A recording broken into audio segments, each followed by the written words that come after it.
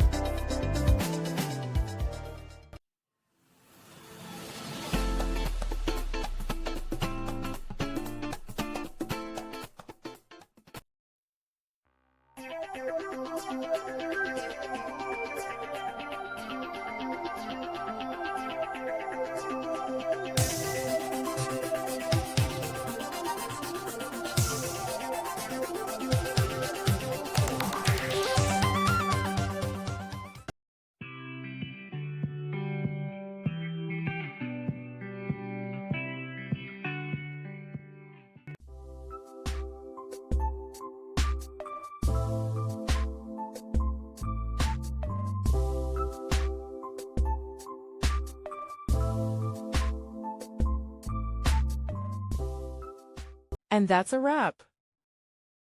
I hope you found the answer you were looking for. If you did, take a second to hit that subscribe button. It really helps out. And let me know in the comments which solution worked best for you. See you next time in the Debug Zone.